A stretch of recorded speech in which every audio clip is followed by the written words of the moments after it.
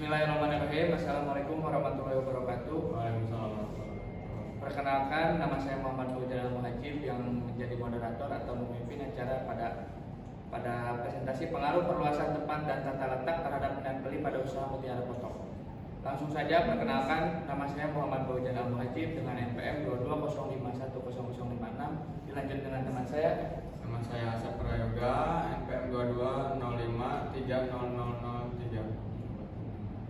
Nama saya Asmi Afifah dengan NPM 2205101332. Nama saya Rizky Muhammad Abdullah dengan NPM 2205100135. Kami dari kelompok 1 yang lupa Pak. Langsung saja ke pendahuluan. Perkembangan bisnis jasa fotografi di Indonesia, khususnya di Kota Majalengka, terus mengalami peningkatan seiring meningkatnya kebutuhan masyarakat untuk mengabadikan momen-momen penting dalam kehidupan mereka. Mutiara Foto Majalengka sebagai studio foto yang melayani jasa fotografi profesional di wilayah tersebut mengalami masalah utama pada perluasan lokasi dan tata letak fasilitas, ruangan studio yang sempit, dan penataan yang kurang optimal menyebabkan kendala dalam pengambilan gambar yang berkualitas dan membatasi kapasitas pelayanan terhadap pelanggan. Masalah ini menimbulkan dampak negatif pada kepuasan pelanggan dan perkembangan bisnis studio foto tersebut. Rumusan masalah: bagaimana pengaruh perluasan tempat usaha terhadap minat konsumen? 2. Bagaimana pengaruh tata letak terhadap minat konsumen? Tujuan penelitian: menganalisis pengaruh perluasan tempat usaha terhadap minat konsumen. Menganalisis pengaruh tata letak terhadap minat konsumen. Yang selanjutnya yaitu manfaat penelitian. Memberikan wawasan bagi pengusaha tentang pentingnya desain dan pengaturan tata letak yang optimal untuk menciptakan pengalaman pembelian jasa yang nyaman dan meningkatkan minat beli. Membantu meningkatkan kepuasan pelanggan melalui pengaturan ruangan dan produk yang lebih menarik dan mudah dijangkau. Memfasilitasi peningkatan penjualan dalam memaksimalkan tata ruangan yang mendukung perilaku konsumen di dalam toko. Selanjutnya yaitu landasan teori.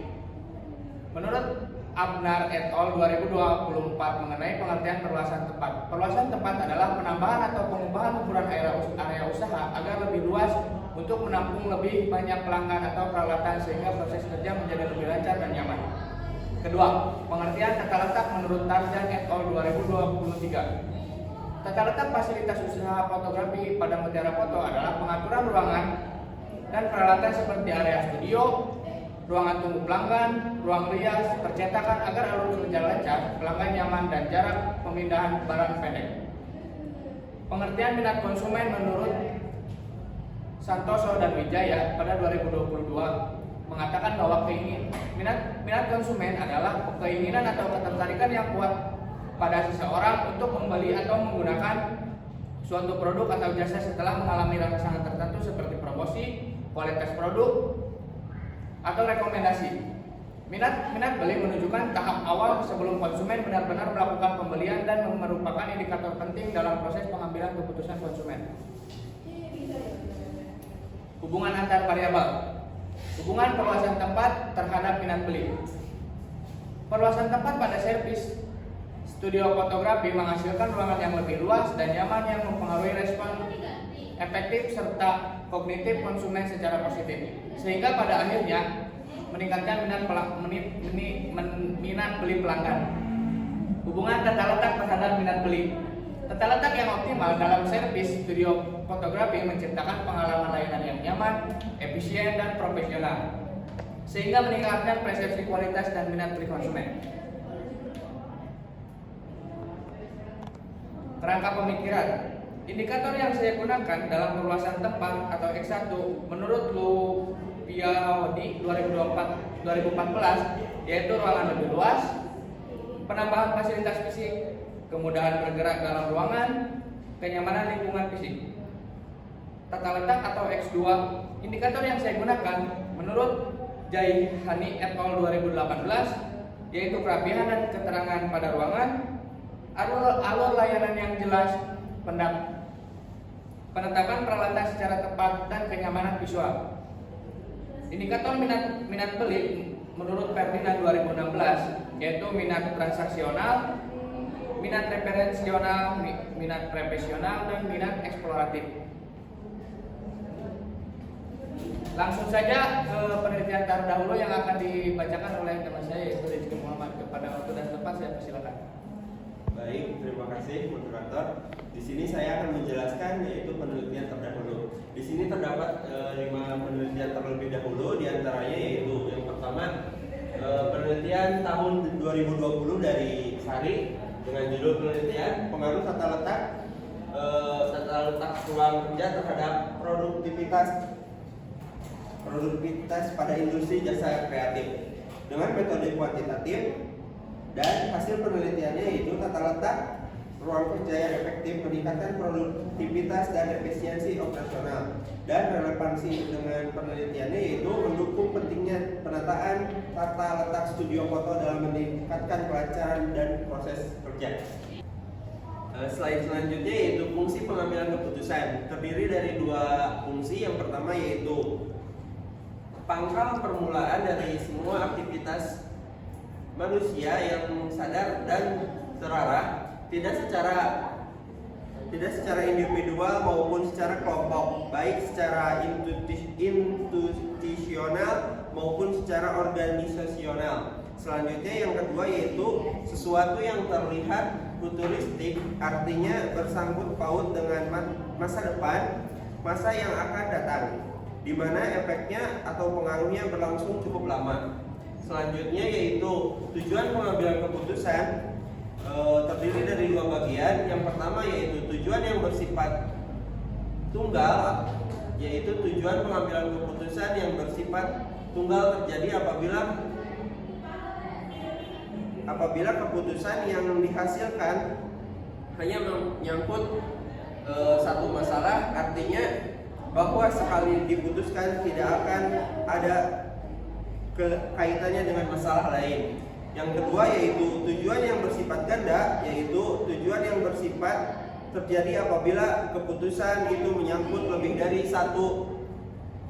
satu masalah, artinya bahwa suatu keputusan yang diambil sekaligus memecahkan 2 masalah atau lebih, yang bersifat kontradiktif atau yang bersifat tidak kontradiktif. Selanjutnya yaitu ada unsur-unsur pengambilan keputusan. Yang pertama yaitu tujuan dari pengambilan keputusan, kemudian identifikasi alternatif keputusan untuk memecahkan masalah, kemudian yang ketiga yaitu perhitungan faktor-faktor yang tidak dapat diketahui sebelumnya atau di luar jangkauan manusia, dan yang terakhir yaitu sarana atau alat untuk mengevaluasi atau mengukur hasil dari suatu pengambilan keputusan. Dan selanjutnya yaitu ada dasar-dasar keputusan yang ditulis oleh John R. Terry, mengungkapkan yaitu yang pertama ada intuisi atau pengambilan keputusan yang berdasarkan atau intuisi atau perasaan yang memiliki sifat subjektif sehingga mudah terkena pengaruh. Dan yang kedua yaitu ada pengalaman, memiliki bagi pengetahuan praktis. Pengalaman dapat memperkirakan keadaan sesuatu, dapat memperhitungkan untung ruginya dan baik buruknya keputusan yang akan dihasilkan. Dan yang ketiga ada fakta. Fakta dapat memberikan keputusan yang sehat, solid, dan baik. Dengan fakta, maka tingkat kepercayaan terhadap pengambilan keputusan dapat lebih tinggi, dapat menerima keputusan yang dibuat itu dengan rela dan lapang dada. Dan terakhir yaitu wewenang, biasanya dilakukan oleh pimpinan terhadap bawahannya atau orang yang lebih tinggi kedudukannya kepada orang yang lebih rendah kedudukannya. Sekian dari saya. Baik, saya akan melanjutkan. Di sini ada faktor-faktor mempengaruhi pengambilan keputusan. Yang pertama menurut George R. Terry, hal-hal yang berwujud dan tidak berwujud, yang emosional maupun yang rasional. Yang kedua, tujuan organisasi. Setiap keputusan nantinya harus dapat dijadikan sebagai bahan dalam pencapaian tujuan dari organisasi. Yang ketiga, orientasi. Keputusan yang diambil tidak boleh memiliki orientasi kepada diri pribadi, tetapi harus kepada kepentingan organisasi. Yang terakhir, waktu yang efektif memerlukan proses yang lebih lama. Selanjutnya ada jenis-jenis pengambilan keputusan berdasarkan programnya. Pengambilan keputusan yang terprogram adalah sifatnya rutinitas, berulang-ulang, dan cara menanganinya telah ditentukan. Ini digunakan untuk menyelesaikan masalah yang terstruktur. Yang kedua, pengambilan keputusan tidak terprogram adalah yang tidak rutinitas dan sifatnya unik sehingga memerlukan pemecahan yang khusus. Ini digunakan untuk menyelesaikan masalah yang tidak terstruktur. Di sini ada juga berdasarkan lingkungannya, pengambilan keputusan dalam kondisi pasti. Yang kedua, pengambilan keputusan dalam kondisi beresiko. Yang ketiga, pengambilan keputusan dalam kondisi tidak pasti. Dan yang terakhir, pengambilan keputusan dalam kondisi konflik. Baik, selanjutnya di sini ada pembahasan penemuan masalah. Mutiara Foto mengalami permasalahan pada variabel perluasan lokasi dan tata letak fasilitas, di mana ruang studio yang sempit menghambat pengambilan foto secara optimal akibat desain yang tidak sesuai ukuran ruangan serta keterbatasan lahan untuk ekspansi mengikuti peningkatan permintaan pelanggan. Salah satu permasalahan utamanya yang dihadapi Mutiara Foto adalah keterbatasan perluasan lokasi dan tata letak fasilitas. Sehingga ruang studio terlalu sempit yang menyulitkan fotografer dalam mengambil gambar, mengurangi kualitas layanan fotografi dan menghambat pertumbuhan bisnis akibat ketidaksesuaian desain dengan kebutuhan operasional. Untuk pemecahan masalahnya, dalam pemecahan masalah ini menggunakan file of table sesuai dengan lingkungannya karena menyesuaikan dengan permasalahan yang ada pada Mutiara Foto. Selanjutnya, pengambilan keputusan dalam kondisi tidak pasti. Keputusan yang diambil berdasarkan keadaan, kondisi atau lingkungan, yaitu dengan pengambilan keputusan dalam kondisi tidak pasti yang memengaruhi beberapa syarat, yaitu sebagai berikut. Yang pertama, ada beberapa alternatif tindakan yang visible dapat dilakukan. Yang kedua, nilai probabilitas masing-masing kejadian tidak diketahui. Dan yang ketiga, memiliki nilai payoff sebagai hasil kombinasi suatu tindakan dan kejadian tidak pasti tertentu. Teknik penyelesaian yang digunakan pengambilan keputusan dalam kondisi tidak pasti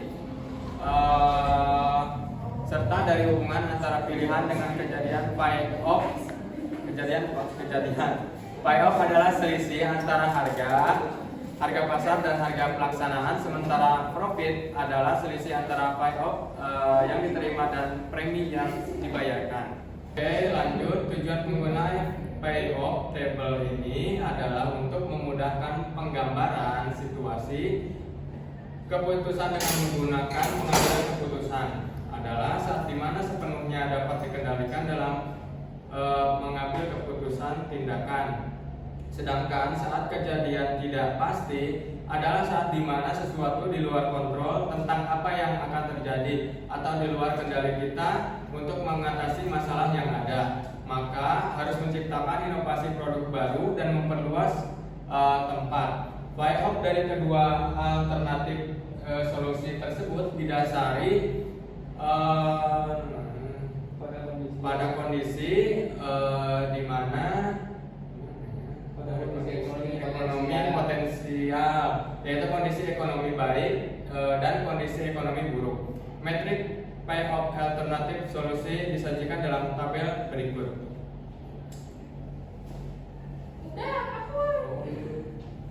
Selanjutnya dibacakan oleh Ami. Pindah, bawa.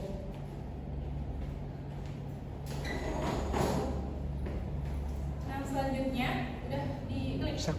Nah, selanjutnya matriksnya ini seperti ini. Yang pertama alternatif solusinya itu ada dua, ada memperluas tempat, kemudian yang kedua itu ada merubah yang memperluas tempat itu di angka 50 juta, kemudian di kondisi buruknya itu di angka 45 juta, kemudian mengubah tata letak itu kondisi ekonomi baiknya di 45 juta, kemudian di kondisi ekonomi buruknya itu di 40 juta. Kemudian payoff untuk setiap dua alternatif solusi tersebut adalah sebagai berikut, yakni menggunakan payoff maksimal pada memperluas tempat usaha yaitu sebesar 50 juta, kemudian pada mengubah tata letak itu sebesar 45 juta. Nah, adapun alternatif solusinya itu terdapat beberapa. Yang pertama itu ada pindah ke tempat yang lebih luas dengan cara mencari gedung baru khususnya di Majalengka yang lebih besar, dekat jalan raya serta mudah untuk pelanggan itu datang. Kemudian yang kedua itu menambah lantai atas, membangun lantai kedua gedung untuk menambah ruang studio tambahan karena itu dapat menghemat karena tidak terlalu jauh saat pindah tempatnya.